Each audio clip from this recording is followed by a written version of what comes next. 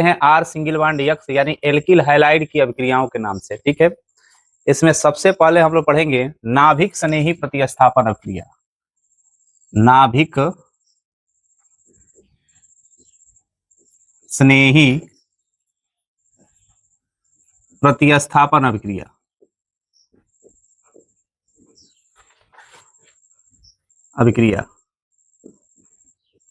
English में अगर लिखना हो तो न्यूक्लियोफिलिक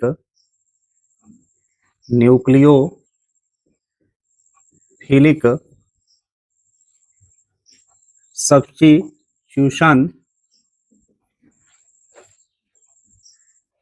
रिएक्शन।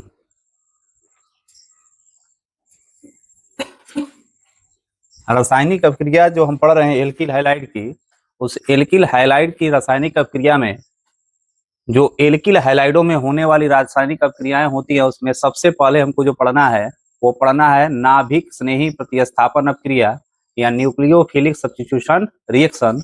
इसे हम दूसरी भाषा में लिखते हैं एसएन अभिक्रिया। क्या लिखते हैं?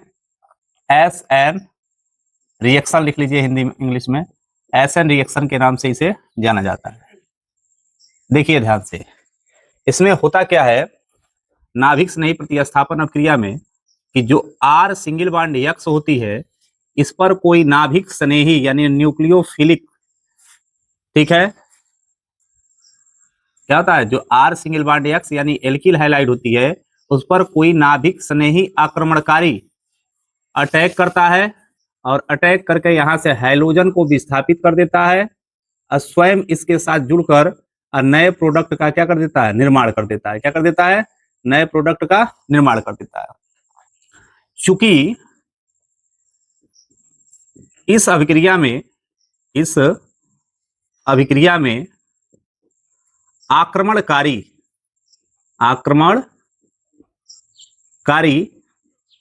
कौन है? नाभिक स्नेही है। कौन है? नाभिक स्नेही है।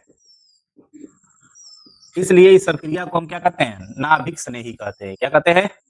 जब किसी एल्किल हैलाइड पर कोई नाभिक स्नेही यानी न्यूक्लियोफिलिक अटैकिंग ग्रुप क्या करता है? अटैक करता है, तो यहां से हैलोजन को विस्थापित कर देता है और स्वयं क्या होता है, एल्किल ग्रुप के साथ जुड़कर और नए प्रोडक्ट का क्या कर देता है? फॉर्मेशन कर देता है। क्या कर देता है? नए प्रोडक्ट का फॉर्मेशन कर देता है। क्योंकि इस रिएक्शन में क्या होता है, आक्रमणकारी जो होते हैं नाभिक से नहीं होते हैं।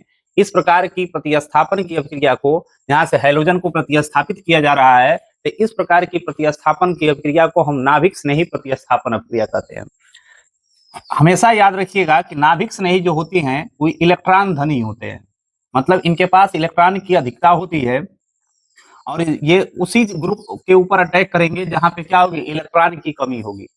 और इलेक्ट्रॉन की कमी कहाँ होती है? नाभिकों के भीतर होती है। इसलिए ये किसी भी रिएक्टेंट के नाभिक पे अटैक करते हैं, सेंटर पार्ट पे अटैक करते हैं और वहां से हैलोजन को क्या कर देते हैं, हैलोजन ग्रुप जो जुड़ा होता है आर सिंगल बॉन्ड यक्स में, उसको वहां से प्रतिस्थापित करते हैं, यानी वहां से उसको हटाते हैं और उसके स्थान पे स्वयं जुड़ते हैं। इसलिए इस प्रकार के प्रतिस्थापन अभिक्रिया को क्या कहते हैं? नाभिक स्नेही प्रतिस्थापन अभिक्रिया कहते हैं। जो नाभिक स्नेही प्रतिस्थापन अभिक्रियाएं होती हैं वो दो प्रकार की होती हैं। एक होता है SN1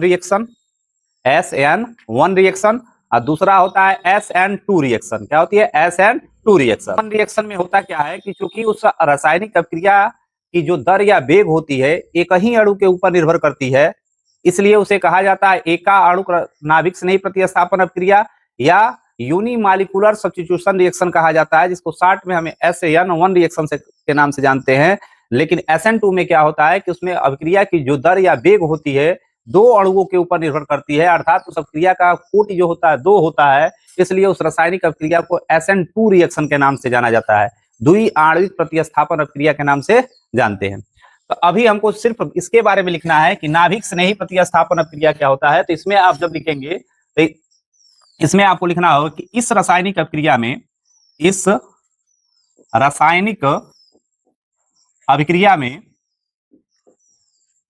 में आर सिंगल बॉन्ड यक्स पर नाभिक स्नेही, जिसे आप रिप्रेजेंट कर सकते हो NU पर निगेटिव चार्ज से, आक्रमण करके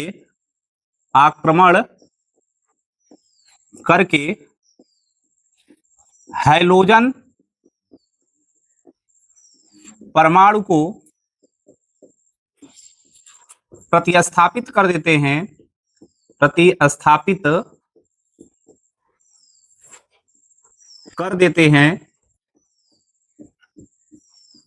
अतः इस रासायनिक अभिक्रिया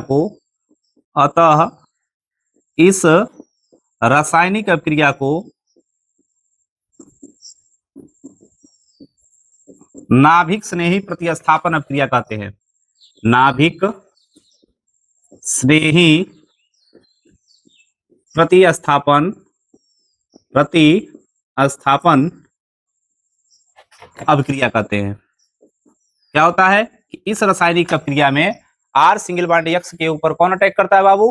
कोई नाभिक से नहीं अटैक करता है, जिसके पास इलेक्ट्रॉन की अधिकता होती है, और वो अटैक करके करता क्या है कि वहां से हैलोजन को प्रतिस्थापित कर देता है, यानी वहां से हैलोजन को हटा देता है और उसके स्थान पे स्वयं जुड़ जाता है और जुड़कर नए प्रोडक्ट का निर्माण करता है। इसलिए इस रासायनिक अभिक्रिया को हम क्या कहते हैं? नाभिक स्नेही प्रतिस्थापन अभिक्रिया कहते हैं। नाभिक स्नेही होगा कौन बाबू? तो याद रखिएगा, न्यूक्लियोफिल्स जो होते हैं या तो आपके वो OH माइनस होंगे, नहीं तो Cn माइनस होंगे, या आपकी NO2 पर माइनस चार्ज होगा, या NH2 पर माइनस चार्ज होगा, etc। ये सब के सब क्या होते हैं? नाभिक से नहीं होते, क्योंकि इनके पास इलेक्ट्रॉन की अधिकता होती है, और जैसे ही वो एल्किल हैलाइड के एल्किल ग्रुप के कार्बन पे अटैक करती है और वहां से किसको प्रतिस्थापित कर देती है? हैलोजन को प्रतिस्थापित कर देती है। इसलिए उस रासायनिक अभिक्रिया को हम किस नाम से जानते हैं? नाभिक से नहीं, या SN रिएक्शन के नाम से जानते हैं। आपकी एल्किल हैलाइड है R सिंगल बॉन्ड X, इस पर अटैक कौन करेगा? न्यूक्लियोफिल्स। कौन अटैक करेगा? इसमें से कोई भी न्यूक्लियोफिल्स हो सकता है। और अटैक करने के बाद करेगा क्या कि जब ये यहाँ R के ऊपर अटैक करेगा तो इस बॉन्ड का वो ब्रेक कर देगा, और जब बॉन्ड ब्रेक होगी तो ये बनाएगा R सिंगल बॉन्ड न्यूक्लियोफिल्स, और प्लस यहाँ से हाइड्रोजन परमाणु क्या आ जाएंगे? हाइड्रोजन जो होंगे बाहर हो जाएंगे। तो चूंकि यह प्रतिस्थापित किसको कर रहा है? हाइड्रोजन को कर रहा है, इसलिए इसका नाम हम क्या रख देते हैं? नाभिक प्रतिस्थापन अभिक्रिया रखते हैं। क्या रखते हैं? प्रतिस्थापन अभिक्रिया रखते हैं। इस रासायनिक अभिक्रिया में R सिंगल बॉन्ड X की क्रियाशीलता का क्रम कि जो आपकी नाभिक स्नेही प्रतिस्थापन अभिक्रिया होती है, इसमें जो आपकी एल्किल हैलाइड्स होती हैं, इनकी क्रियाशीलता का कौन सा क्रम होगा? तो आपको पता है कि एल्किल हैलाइड में आपकी R सिंगल बॉन्ड F होती है, उसके बाद R सिंगल बॉन्ड Cl होता है, फिर R सिंगल बॉन्ड आपकी क्या होती है? Br होती है, और R सिंगल बॉन्ड आपकी I होती है। यहाँ पे R रहेगा, ठीक है। देखो होगा क्या, हमको ये बताना है कि जो नाभिक से नहीं प्रतिस्थापन अभिक्रिया होती है उसमें जो ये एल्किल हैलाइड्स हैं, इन एल्किल हैलाइड्स का क्रम, क्रियाशीलता का क्रम क्या होगा? क्रियाशीलता का क्रम मतलब कि नाभिक से नहीं प्रतिस्थापन अभिक्रिया में कौन सा एल्किल हैलाइड सबसे अधिक क्रियाशील होती है और कौन सबसे कम क्रियाशील होती है? तो याद रखिएगा, R सिंगल बॉन्ड I जो होती है सबसे अधिक क्रियाशील होगी, उससे कम क्रियाशील R सिंगल बॉन्ड Br होगी, उससे कम आपकी R सिंगल बॉन्ड Cl होगी, और सबसे कम आपकी कौन होगी? R सिंगल बॉन्ड F होगी। ये कौन होगी? ये सबसे कम क्रियाशील होगी, सबसे कम क्रियाशील, ठीक है। और जो आपकी R सिंगल बॉन्ड I होगी, ये सबसे अधिक क्रियाशील होगी, सबसे अधिक क्रियाशील होगी। क्यों होगी? तो याद रखिएगा, आयोडीन का जो आपकी क्या होती है? परमाणु संरचना होती है, या परमाणु का आकार जो होता है वह बड़ा होता है, जिसके कारण कार्बन और क्या होता है? आयोडीन के बीच बनने वाला जो बॉन्ड होता है वह बड़ा होता है। सिंगल बॉन्ड क्या होती है? लंबा होता है, ठीक है। और R सिंगल बॉन्ड F में जो फ्लोरीन है, इसके परमाणु की संरचना जो होती है क्या होती है?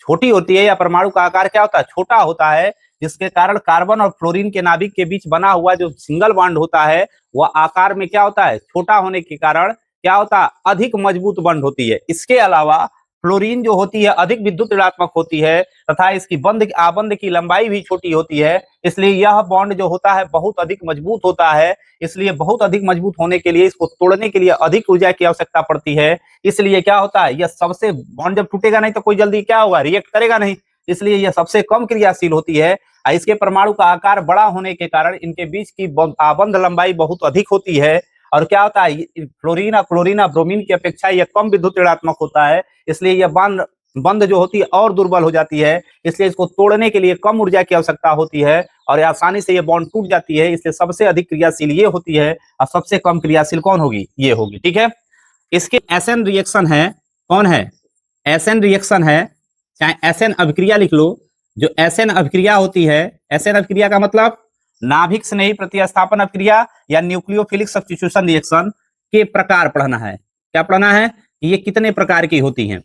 तो अगर आप बात करेंगे कि नाभिक स्नेही प्रतिस्थापन अभिक्रियाएं कितने प्रकार की होती है, तो बाबू याद रखिएगा ये 2 प्रकार की होती है। कितने प्रकार की होती हैं, 2 प्रकार की। पहला जो इसमें होगी वह होगी आपकी एका आणुक नाभिक स्नेही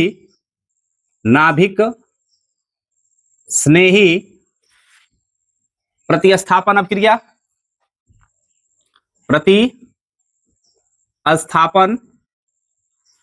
अभिक्रिया, जिसे आप क्या लिख सकते हो, यूनिमॉलिक्यूलर, ठीक है, न्यूक्लियोफिलिक सब्स्टिट्यूशन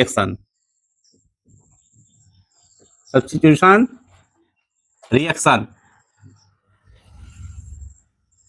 ठीक है। या फिर इसी रासायनिक अभिक्रिया को हम कहते हैं SN1 रिएक्शन, SN1 रिएक्शन, ठीक है। ये बोर्ड एग्जामिनेशन में बहुत इंपॉर्टेंट टॉपिक है, याद रखिएगा।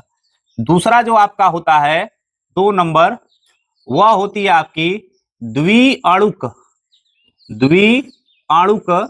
नाभिक स्नेही प्रतिस्थापन अभिक्रिया, नाभिक स्नेही प्रतिस्थापन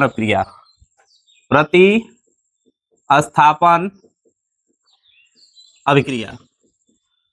अगर द्विअणुक नाभिक स्नेही प्रतिस्थापन अभिक्रिया को इंग्लिश में आपको लिखना होगा तो लिखेंगे बाई मालिकुलर न्यूक्लियोफिलिक सब्स्टिट्यूशन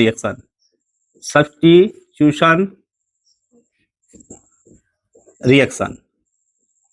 या इसको अगर शॉर्ट फॉर्म में लिखना होगा तो आप इसे लिखते हैं SN2 रिएक्शन, SN2 रिएक्शन।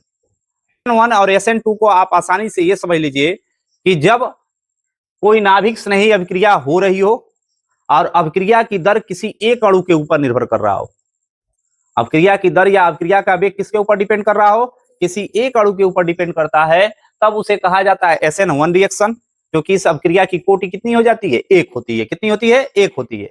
लेकिन अगर वहीं SN2 की बात किया जाए तो इसमें अभिक्रिया की जो दर होती है एल्किल हैलाइड के साथ साथ न्यूक्लियोफिल्स के ऊपर भी डिपेंड करती है।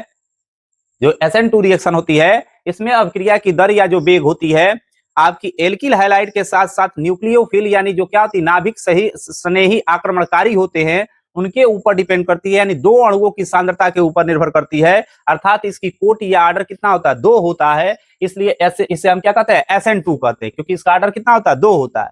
इसमें अभिक्रिया की दर सिर्फ एल्किल हैलाइड के अणु के ऊपर डिपेंड करता है, इसलिए एक अणु पे डिपेंड करने के कारण इसकी आर्डर 1 होती है। इसलिए इस प्रकार के प्रतिस्थापन को क्या कहते हैं, SN1 कहते हैं। क्या कहते हैं, SN1 कहते हैं।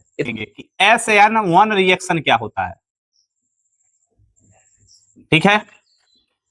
SN1 रिएक्शन का मतलब क्या होता है बाबू, एका अणुक रासायनिक नाभिक स्नेही प्रतिस्थापन अभिक्रिया। और याद रखिएगा जितनी भी आपकी नाभिक स्नेही प्रतिस्थापन अभिक्रिया होती हैं ये आप ध्यान से पढ़िएगा, क्योंकि बोर्ड परीक्षा 2027 में ये क्वेश्चन आपसे पूछा जाएगा, ठीक है। तो जो एका अणुक नाभिक स्नेही प्रतिस्थापन अभिक्रिया या SN1 रिएक्शन क्या होती है, ध्यान से समझिए।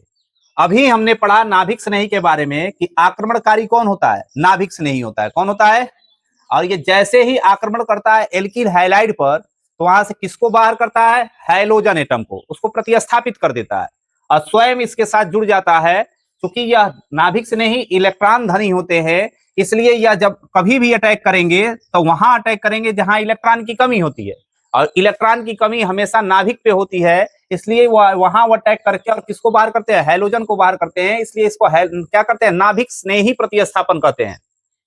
स्नेह मतलब होता है प्यार, इसको किससे प्यार होता है? नाभिक से होता है।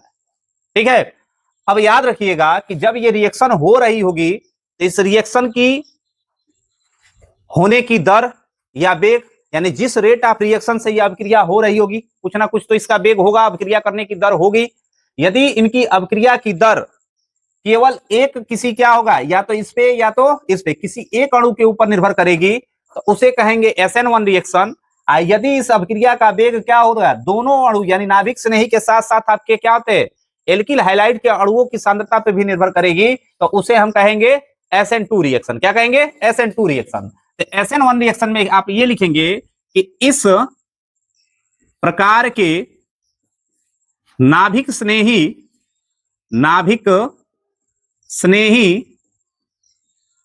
प्रतिस्थापन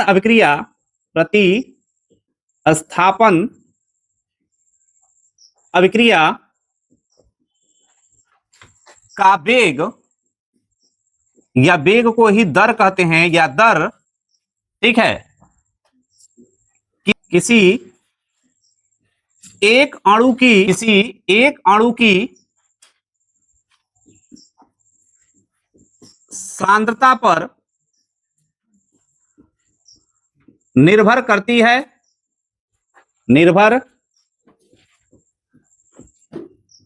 है। इसलिए इस अभिक्रिया का कोटि को इंग्लिश में कहते हैं बाबू ऑर्डर एक होती है। अतः इसे SN1 रिएक्शन कहते हैं। SN1 रिएक्शन कहते हैं। यह प्रतिस्थापन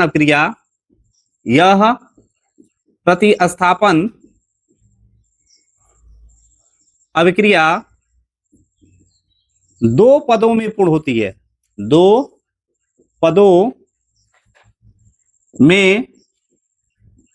है, ठीक है। स्टेप फर्स्ट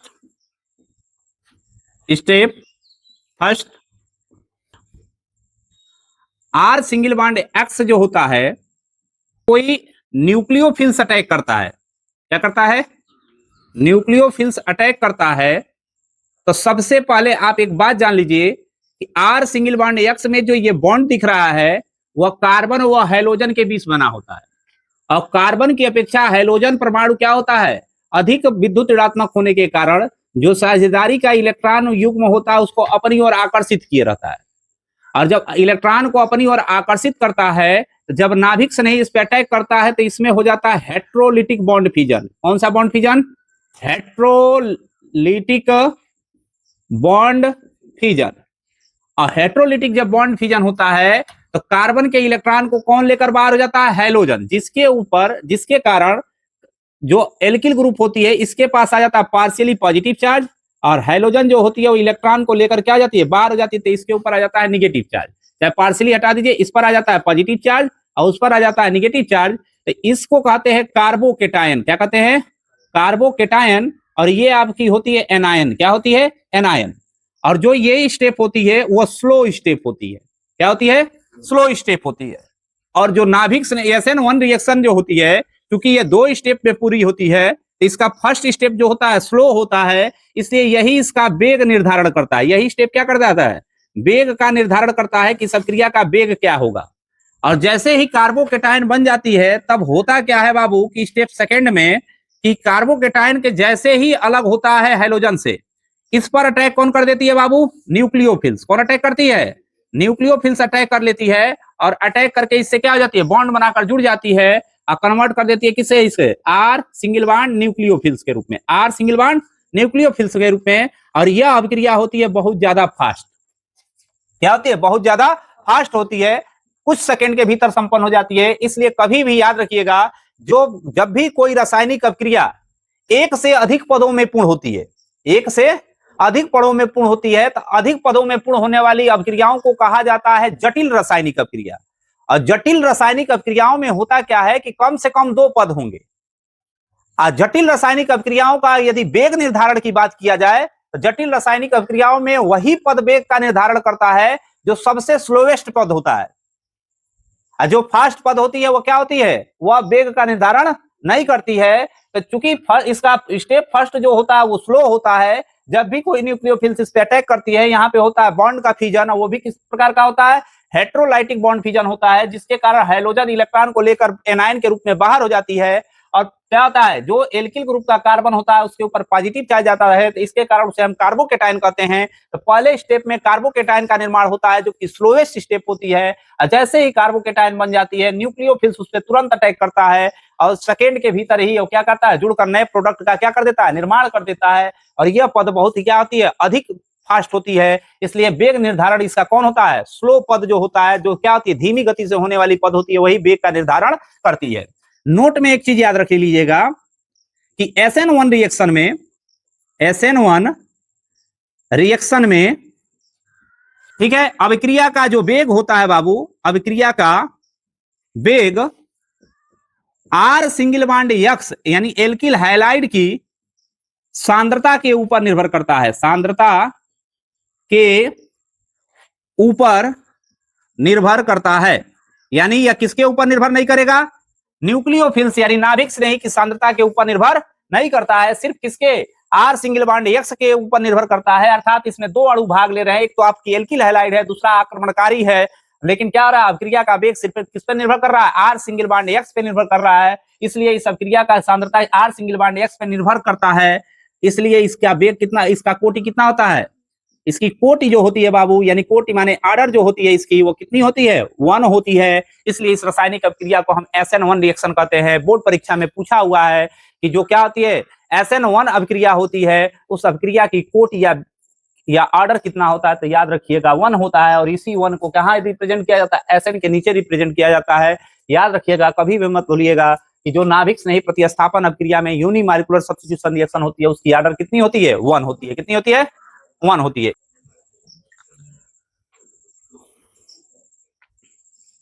अभिक्रिया की दर, अभिक्रिया की दर या दर को ही क्या कहेंगे? वेग कहेंगे।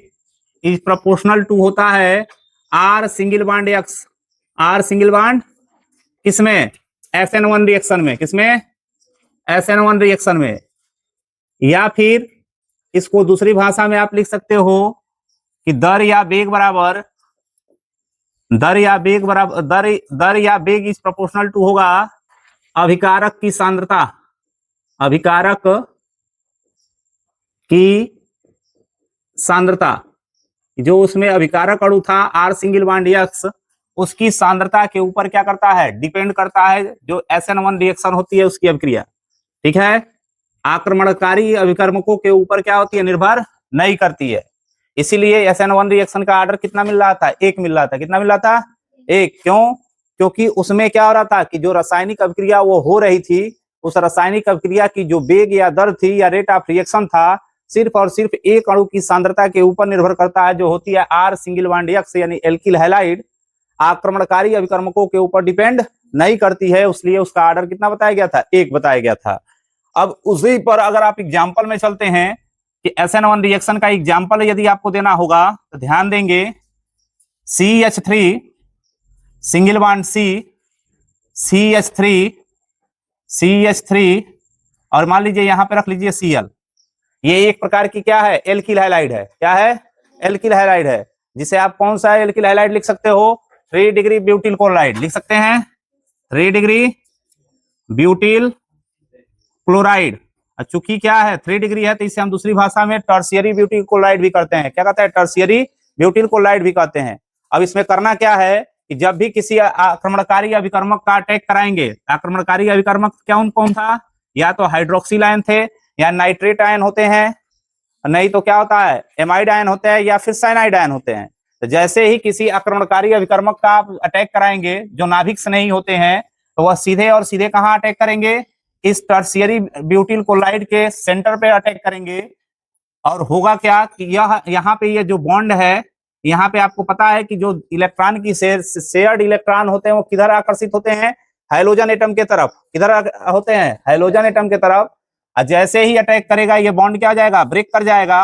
और ब्रेक करने के साथ क्या होती है, यहाँ से जो आपकी क्या होगी, क्लोरीन का एटम है बाहर हो जाएगा, उसके जगह पे कौन जाकर जुड़ जाएगा, नाभिक से नहीं जाकर जुड़ जाएगा।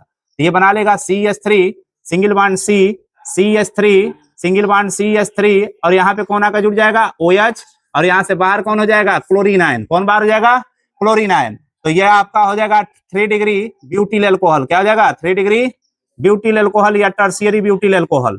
तो इसमें आप ध्यान से देखिए, इसमें हो क्या रहा है कि जो न्यूक्लियोफिल्स है वो अटैक कर रहा है कहाँ पे, जहाँ पे इलेक्ट्रॉन के घनत्व की कमी है, जहाँ इलेक्ट्रॉन की क्या है, कमी है। अटैक करके इस बॉन्ड को ब्रेक कर रहा है और हाइड्रोजन को क्या कर दे रहा है, प्रतिस्थापित कर रहा है। अब खुद उसके स्थान पे जुड़कर नए प्रोडक्ट का फॉर्मेशन कर दे रहा है।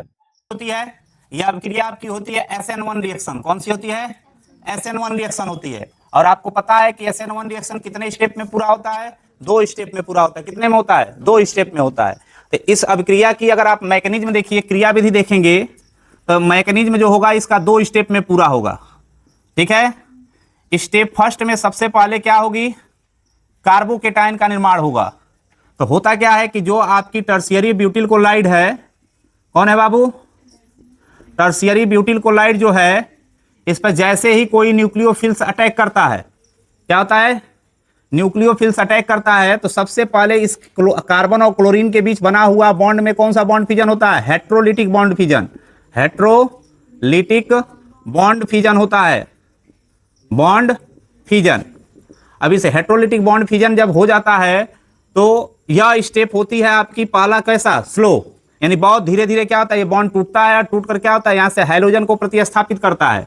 अब बनाता तब क्या है, CH3 CH3 CH3। ध्यान देंगे होता क्या है यहाँ पे, जब ये बॉन्ड में हेट्रोलिटिक बॉन्ड फिजन होता है तो यह कार्बन की साझेदारी के इलेक्ट्रॉन को कौन लेकर बाहर निकल जाता है, क्लोरीन लेकर बाहर हो जाता है Cl नेगेटिव यानी क्लोरीन आयन के रूप में, जिसके कारण इसके ऊपर एक नेगेटिव चार्ज आ जाती है और इसके ऊपर एक पॉजिटिव चार्ज आ जाती है। कौन आ जाती है, पॉजिटिव चार्ज आ जाती है। इसे कहा जाता है ब्यूटिल कार्बोकेटायन। क्या कहते हैं, कार्बोकेटायन। कि चूंकि यह रिएक्शन होती है किसमें, SN1 रिएक्शन के थ्रू होती है, इसलिए सबसे पहले जब न्यूक्लियोफिल्स के ऊपर अटैक करता है तो सबसे पहले इस बॉन्ड का क्या होता है, फिजन होता है, यानी ये बॉन्ड टूटती है और यहाँ से क्लोरीन जो होती है कार्बन के इलेक्ट्रॉन को लेकर एनायन के रूप में क्या हो जाती है, बाहर हो जाती है। किस रूप में बाहर होती है बाबू, एनायन के रूप में बाहर हो जाती है, जिसके कारण कार्बन के ऊपर पॉजिटिव चार्ज आ जाता है। और चूंकि ये ब्यूटिल का कार्बोकेटायन है इसलिए लिखते हैं इसे ब्यूटिल कार्बोकेटायन। जैसे ही आपकी क्या होती है, स्टेप फर्स्ट कंप्लीट होती है, उसके बाद स्टार्ट हो जाती है आपकी स्टेप सेकंड। और स्टेप सेकंड जो होती है बहुत ज्यादा फास्ट होती है। क्या होती है, बहुत ज्यादा फास्ट होती है। और जो आपकी ये कार्बोकेटायन होती है, कौन, कार्बोकेटायन यानी कौन कार्बोकेटायन है, ब्यूटिल कार्बोकेटायन है। कौन है, ब्यूटिल कार्बोकेटायन जो होती है, जैसे ही ये बन जाती है सेकेंड स्टेप हो जाता है बहुत फास्ट। और जो न्यूक्लियोफिल्स होता है इस पे अटैक करता है और अटैक करके क्या आ जाता है, जुड़ जाता है, जुड़कर नए प्रोडक्ट का फॉर्मेशन कर देता है। किसका निर्माण कर देता है, नए प्रोडक्ट का फॉर्मेशन करता है। तो यहाँ पर भी हो जाएगा CH3 और यहाँ जुड़ जाता है OH और इस तरह से बन जाती है आपकी ब्यूटिल एल्कोहल। कौन सी एल्कोहल बनती है, ब्यूटिल एल्कोहल। डिग्री की बात करें तो इसमें एल्कोहलिक ग्रुप कौन है, OH है। क्रियात्मक समूह कौन है, OH है। जिस कार्बन से जुड़ रहा है वो डायरेक्ट कितने कार्बन से जुड़ा है, इसलिए कौन सी एल्कोहल होगी, 3 डिग्री एल्कोहल होगी। कौन सी होगी, 3 डिग्री एल्कोहल होगी। क्लियर है कि SN1 रिएक्शन में जो कार्बोकेटायन होती है, क्या होती है, कार्बोकेटायन होती है, उसके अस्थायित्व का क्रम, अस्थायित्व का क्रम, कि कार्बोकेटायन जो बनते हैं, जो यहाँ पे टर्शियरी ब्यूटिल कार्बोकेटायन बना है, इसमें अगर चलते हैं अगर किसके लिए, SN1 रिएक्शन के लिए। किस लिए, SN1 रिएक्शन के लिए। तो हमको बताना है कि कौन कार्बोकेटायन सबसे ज़्यादा अधिक अस्थायी होगा। ठीक है, के लिए परीक्षा में आपसे एग्जामिनेशन में MCQ क्वेश्चन में पूछ सकता है, इसलिए ध्यान से पढ़िएगा कि जो कार्बोकेटायन SN1 रिएक्शन में बनती हैं उसके अस्थायित्व का क्रम क्या होता है। तो ध्यान दें, एक तो आपकी बनेगी CH3 carbocation R positive, 2 degree carbocation मतलब R पॉजिटिव, और 3 डिग्री कार्बोकेटायन। ठीक है, तो जो SN1 रिएक्शन में कार्बोकेटायन का अस्थायित्व होता है, याद रखिएगा इसमें सबसे अधिक अस्थायी होगा 3 डिग्री का कार्बोकेटायन। कौन होगा? सबसे अधिक 3 डिग्री का कार्बोकेटायन होगा। उससे कम होगी आपकी 2 डिग्री की कार्बोकेटायन, और सबसे कम अस्थायी होगी आपकी मेथिल कार्बोकेटायन। कौन? मेथिल कार्बोकेटायन, ये सबसे कम अस्थायी होगी, सबसे कम अस्थायी होगी। जबकि आपकी 3 डिग्री का कार्बोकेटायन जो होगा वह सबसे अधिक अस्थायी होगा, सबसे अधिक अस्थायी होगा, अधिक अस्थायी। ठीक है, या फिर इसको आप कैसे लिख सकते हो? इसको आप लिखना चाहते हो तो CH3 पर पॉजिटिव चार्ज लगा सकते हो। यह अधिक क्रिया क्या होगी? अस्थायी होगी। किससे? CH3 CH2 जो होगी इससे अधिक अस्थायी होगी, यानी एथिल कार्बोकेटायन जो होती है मेथिल कार्बोकेटायन से अधिक अस्थायी होती है। उससे अधिक अस्थायी अगर बात किया जाए तो आपकी जो आइसोप्रोपिल कार्बोकेटायन होगी, कौन होगी? आइसोप्रोपिल कार्बोकेटायन होगी, वह और अधिक अस्थायी होगी। और सबसे अधिक अस्थायी होगी आपकी ब्यूटिल क्या होता है? 3 डिग्री का जो कार्बोकेटायन होता है, यानी नियो जिस कंडीशन जो होती है वह सबसे अधिक क्या होती है? अस्थायी कार्बोकेटायन होती है। सबसे अधिक अस्थायी कौन होगी? ये आपकी जो ब्यूटिल कार्बोकेटायन होती है सबसे अधिक अस्थायी होगी। ये क्या होगी? इसका नाम होगा मेथिल कार्बोकेटायन। क्या नाम होगा? Methyl carbocation. ये 1 डिग्री में आती है जिसका नाम होता है एथिल कार्बोकेटायन। क्या होती है? Ethyl carbocation. ये आपकी होती है isopropyl carbocation, propyl carbocation.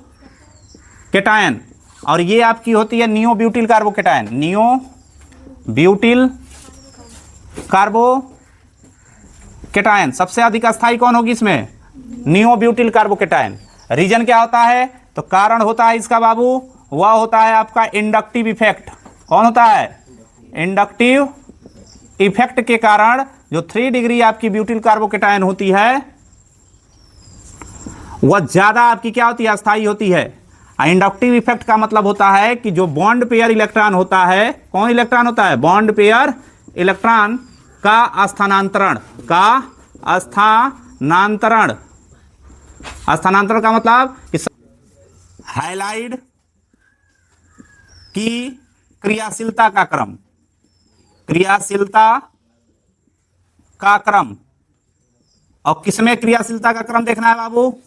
SN1 reaction में देखना है। किसमें देखना है? SN1 रिएक्शन के लिए कि SN1 रिएक्शन में सबसे अधिक क्रियाशील कौन होगी और सबसे कम क्रियाशील कौन होगी। तो आपको पता है कि एल्किल हैलाइड कितने प्रकार के हो रहे हैं? 3 प्रकार के। एक तो आपकी हो जाएगी टर्शियरी ब्यूटिल क्लोराइड, होगी ना? एक एल्किल हैलाइड होगी आपकी टर्शियरी ब्यूटिल क्लोराइड जो सबसे अधिक क्रियाशील होगी। इससे कम क्रियाशील होगी आपको आइसो ब्यूटिल क्लोराइड, चाहे आइसोप्रोपिल क्लोराइड कर लो, CH3Cl। इससे कम क्रियाशील होगी आपकी एथिल क्लोराइड, और सबसे कम क्रियाशील हो जाएगी आपकी मेथिल क्लोराइड। जो आपने ऊपर डिग्री के आधार पे आपने कार्बोकेटायन का अस्थायित्व देखा, जिसमें हमने देखा कि सबसे अस्थायी ये होंगे, सबसे कम अस्थायी ये होंगे, ठीक उसी तरह क्रियाशीलता के लिए आएंगे तो सबसे अधिक क्रियाशील कौन होगा? 3 डिग्री का एल्किल हैलाइड, और सबसे कम क्रियाशील होगी आपकी मेथिल क्लोराइड। कौन होगी? Methyl chloride. एक और नोट देखिए, बॉन्ड फिजन। बॉन्ड फिजन, जो बॉन्ड फिजन होता है बाबू वो 2 प्रकार का होता है। कितने प्रकार से होता है? 2 प्रकार से होता है। सबसे पहले होता है homolytic bond fission, homolytic bond fission, bond fission. ये होमोलिटिक बॉन्ड फिजन में आएंगे। इसमें देखिए क्या होगा कि कोई भी 2 परमाणु होगा उसके बीच जो बॉन्ड बनता है, हमने एक दिन बताया था कि एक एक इलेक्ट्रॉन की साझेदारी से बनता है।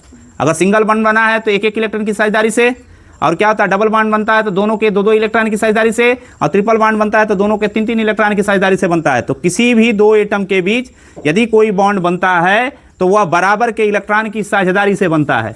और जब बराबर के इलेक्ट्रॉन की साझेदारी से बनता है और दोनों की विद्युत ऋणात्मकता सेम होती है तो जो बॉन्ड पेयर का इलेक्ट्रॉन होता है वो कहाँ होता है? बीच में होता है। कहाँ होता है? और जब होमोलिटिक बॉन्ड फिजन होती है तो यह आबंध इस प्रकार से टूटती है कि यह साझेदारी का अपना इलेक्ट्रॉन यह टूटने के बाद ले ले और यह अपना ले ले। और जब सब अपना अपना लेते हैं तो होता क्या है कि यह सब के सब अपना इलेक्ट्रॉन लेकर मुक्त मूलक बना लेते हैं। क्या बना लेते हैं? मुक्त मूलक बना लेते हैं। ठीक है, लेकिन कोई किसी के इलेक्ट्रॉन को आकर्षित नहीं करता है, इसलिए किसी के ऊपर कोई पॉजिटिव चार्ज या निगेटिव चार्ज नहीं चढ़ता है। लेकिन वही अगर बात किया जाए किसकी? हेट्रोलिटिक बॉन्ड फ्यूजन की। किसकी? हेट्रोलिटिक बॉन्ड फ्यूजन की। तो हेट्रोलिटिक बॉन्ड फ्यूजन में जब आप आओगे तो उसमें आप देखो कि जो आपकी बॉन्ड बनेगी दो परमाणुओं के मध्य, क्या होगी? जो बॉन्ड बनेगी दो परमाणुओं के मध्य, उसमें एक परमाणु अधिक विद्युत ऋणात्मक होता है और दूसरा कम विद्युत ऋणात्मक होता है, जिसके कारण ये इलेक्ट्रॉन को अपने ओर क्या कर लेता है। और ये बॉन्ड जब टूटता है तो इस प्रकार से टूटता है कि ये अपना इलेक्ट्रॉन तो लेकर जाता ही जाता है, साथ में ये दूसरे परमाणु के इलेक्ट्रॉन को लेकर चला जाता है, जिसके कारण इसके ऊपर आ जाता है पॉजिटिव चार्ज और इसके ऊपर आ जाता है। तो जो पॉजिटिव चार्ज वाले आयन होते हैं उनको केटायन कहते हैं, जो निगेटिव चार्ज वाले होते हैं उनको हम क्या कहते हैं? एनायन कहते हैं। तो दो प्रकार का बॉन्ड फ्यूजन होता है।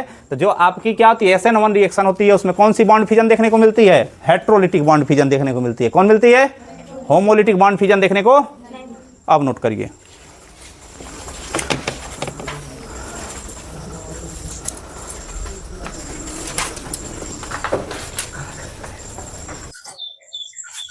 अभिक्रिया SN1 अभिक्रिया का त्रिविम रसायन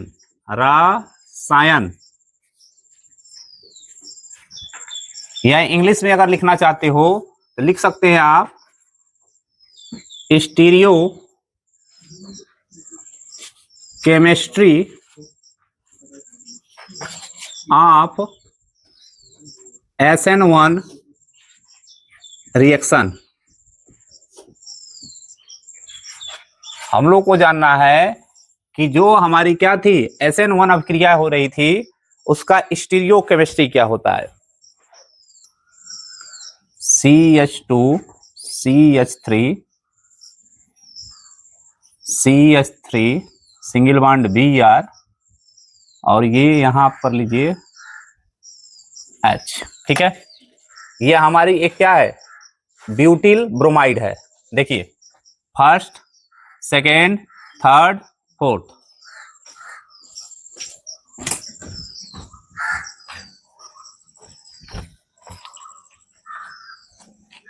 वन टू थ्री, ये वाला कार्बन कितना हो जाएगा?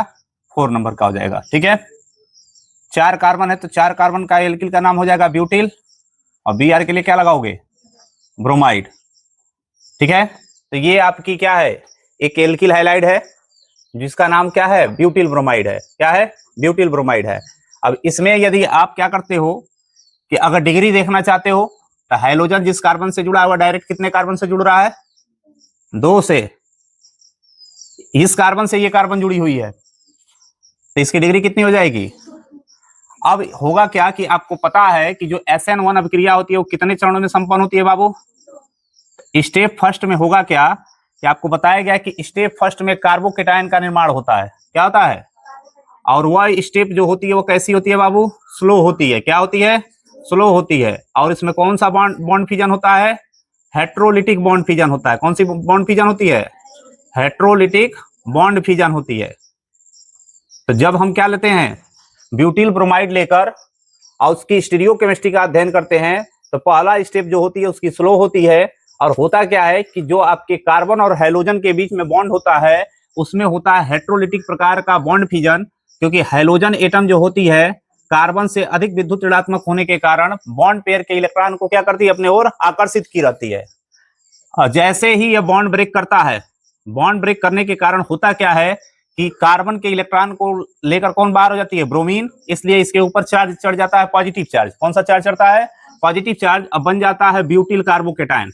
तो ये कार्बन हो गई, यहाँ पे CH3 ग्रुप होता है, इधर आपकी जुड़ जाती है CH2 CH3 और यहाँ पे जुड़ जाती है आपकी हाइड्रोजन एटम। ठीक है, समतलीय त्रिभुजाकार इसकी क्या हो जाती है? आकृति हो जाती है। इसके ऊपर आ जाता है पॉजिटिव चार्ज। कौन सा चार्ज आता है? Positive charge. तब इसे हम कहते हैं ब्यूटिल कार्बोकेटायन। कार्बोकेटायन। और यहां से क्या होती है? ब्रोमीन आयन जो होती है एनायन के रूप में क्या हो जाती है? बाहर निकल जाती है।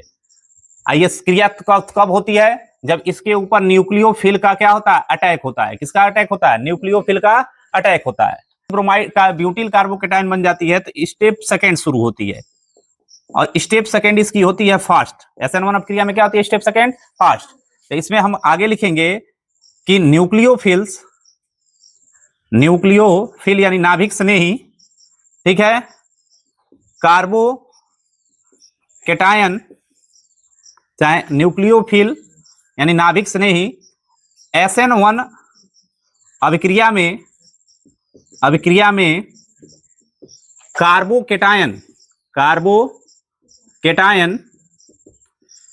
कि किसी भी और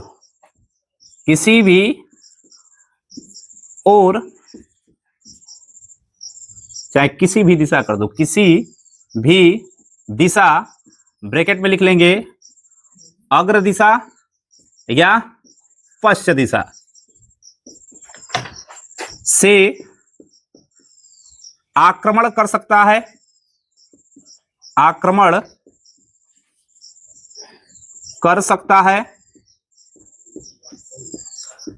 जिस कारण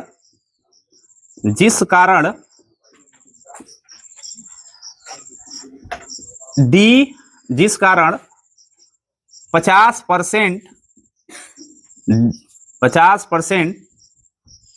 डी फॉर्म व 50% एल फॉर्म का उत्पाद प्राप्त होता है, जिसे, चाहे ऐसे लिख लो, जिसे ना काट लिखो, उत्पाद प्राप्त होता है। उत्पाद के इस प्रकार के मिश्रण को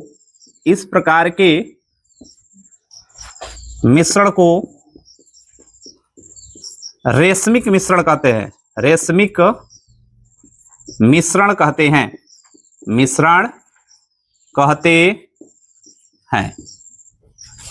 कि जैसे ही कार्बोकेटायन बन जाती है तब न्यूक्लियोफिल्स जो होता है इस कार्बोकेटायन पर अग्र दिशा से भी अटैक कर सकता है और पश्च दिशा से भी अटैक कर सकता है। यानी अग्र और पश्च दोनों दिशाओं से अटैक करने के कारण होता क्या है कि जो आपको न्यूक्लियोफिल के अटैच होने के बाद जो प्रोडक्ट मिलता है उसमें 50% तो प्रोडक्ट ऐसा होता है जो क्या करता है कि समतल ध्रुवित प्रकाश की तल को दक्षिणावर्त दिशा में घुमा देता है, क्लॉकवाइज डायरेक्शन में घुमाता है, ठीक है। इसलिए जिस उत्पाद में समतल ध्रुवित प्रकाश की तल को क्या किया जाता है, दक्षिणावर्त दिशा या क्लॉकवाइज डायरेक्शन में घुमाया जाता है, उस 50% के मिश्रण को कहा जाता है डी फॉर्म मिश्रण। क्या कहते हैं? डी फॉर्म मिश्रण। लेकिन 50% उस मिश्रण में ऐसे भी उत्पाद आपको मिलते हैं जो समतल ध्रुवित प्रकाश की तल को क्या करते हैं, घड़ी की विपरीत दिशा में एंटी क्लॉकवाइज डायरेक्शन में घुमाते हैं। इसलिए उस 50% उत्पाद को कहा जाता है यल फॉर्म। क्या कहा जाता है? यल फॉर्म। उत्पाद जो बनता है उसमें दोनों 50-50% की मात्रा में मिले होते हैं, यानी दोनों का क्या होता है, डी और यल फॉर्म का वो मिश्रण होता है। वैसे मिश्रण को कहा जाता है रेशमिक मिश्रण। क्या कहता है? कौन है बाबू? ब्यूटिल कार्बोकेटायन, ठीक है। इस ब्यूटिल कार्बोकेटायन पे जो न्यूक्लियोफिल्स होता है, यह न्यूक्लियोफिल्स क्या होती है, पश्च दिशा से भी अटैक कर सकती है। कौन सी दिशा से? पश्च दिशा से, ठीक है। और यही न्यूक्लियोफिल्स किधर भी अटैक कर सकती है, अग्र दिशा से भी अटैक कर सकती है। तो जब ये पश्च दिशा से अटैक करेगी तो पश्च दिशा से, मान लो कि इस पर अग्र दिशा ये होगी, पश्च दिशा ये होगी, तो OH ग्रुप आकर कहां जुड़ेगी, इधर जुड़ेगी। तो जब जुड़ेगी तो ये बनाएगा CH3, और जैसे ही यहाँ पे आपका OH ग्रुप आकर जुड़ जाएगा, कौन जुड़ जाएगा बाबू, OH ग्रुप जुड़ेगा, तो होगा क्या कि जो आपकी CH2 CH3 की पोजीशन यही रह जाती है और हाइड्रोजन एटम यहां आ जाएगा, ठीक है। तो क्या होगा बाबू कि जैसे ही क्या होगी कि न्यूक्लियोफिल्स क्या होगी, पश्च दिशा से अटैक करेगी, OH ग्रुप आकर कार्बोकेटायन के कार्बन एटम से अटैच होगा, और अटैच होने के बाद से आपका इस प्रकार का प्रोडक्ट बनाएगा जो होगी आपकी डी फॉर्म की। किस फॉर्म की होगी? डी फॉर्म की होगी। लेकिन यही जब OH ग्रुप इस अग्र दिशा से अटैक करता है तो आपका जो उत्पाद प्राप्त होता है उसमें OH ग्रुप तो क्या होता है, सामने की तरफ जुड़ जाता है कार्बन एटम के, हाइड्रोजन एटम जो होती है इसको पश्च दिशा की तरफ ढकेल देता है और यहाँ पे आ जाती है आपकी CH2 CH3। तो यह जो होता है यल फॉर्म का प्रोडक्ट होता है। कौन से फॉर्म का होता है? तो इस रासायनिक अभिक्रिया में यानी जब SN1 अभिक्रिया होती है तो उसके क्या होगा, SN1 अभिक्रिया के बाद जो उत्पाद मिलते हैं उसमें 50% तो उत्पाद ऐसे होते हैं जो डी फॉर्म के होते हैं और 50% उत्पाद तो ऐसे प्राप्त होते हैं जो एल फॉर्म के होते हैं, यानी दोनों का मिश्रण उत्पाद के रूप में मिलता है। इसलिए इसे हम क्या कहते हैं? रेशमिक मिश्रण कहते हैं। क्या कहते हैं? रेशमिक मिश्रण का मतलब यह होता है कि जिसमें 50% डेक्स्ट्रोरोटेटरी उत्पाद मिले और 50% जो हो लिवो रोटेटरी उत्पाद मिले। इसलिए जब दोनों का मिश्रण मिलेगा तो उस मिश्रण को ही हम क्या कहेंगे? रेशमिक मिश्रण कहेंगे। ठीक है, अगर नाम लिखना चाहते हो तो ये फर्स्ट कार्बन होगा, ये सेकेंड होगा, ये थर्ड होगा, ये फोर्थ होगा, तो इसे हम कहेंगे ब्यूटिल एल्कोहल। कौन सा एल्कोहल? अब ब्यूटिल एल्कोहल में ये डी फॉर्म का ब्यूटिल एल्कोहल होगा। आज OH जिस कार्बन से जुड़ रहा है वो 2 कार्बन से जुड़ रहा है तो ये 2 डिग्री में बनेगा। और यहां भी आएंगे तो फर्स्ट, सेकेंड, थर्ड, फोर्थ, यानी ये भी आपकी होगी ब्यूटिल एल्कोहल। दोनों में अंतर क्या होगा कि ये एल फॉर्म का होगा, ये भी 2 डिग्री में होगा। किसमें होगा? 2 डिग्री में होगा। यदि कभी कभी कार्बोकेटायन का संकरण पूछ देता है तो यहाँ कार्बोकेटायन कितने सिग्मा बॉन्ड बना रहे हैं? 3। तो संकरण कैसा हो जाएगा इसका? sp2 हो जाएगा। कैसा हो जाएगा? sp2 हो जाएगा। तो यह स्टीरियोकेमिस्ट्री है किसका? SN1 अभिक्रिया का। किसका है? SN1 अभिक्रिया का। नोट कर लीजिए। और यहाँ पे SN1 अभिक्रिया आकर समाप्त हो जाती है।